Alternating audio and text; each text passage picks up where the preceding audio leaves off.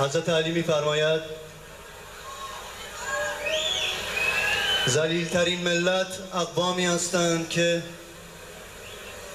کوچه بازار شهرشان مورد تاخت و تاز بیگانگان قرار گیرد.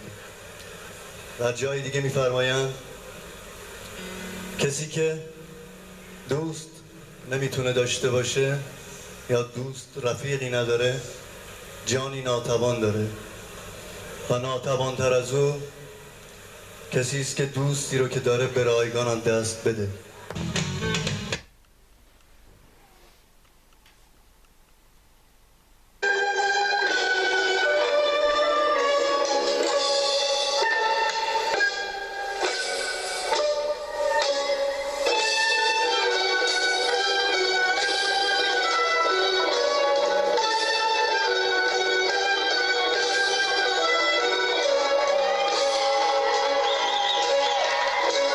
امام حسین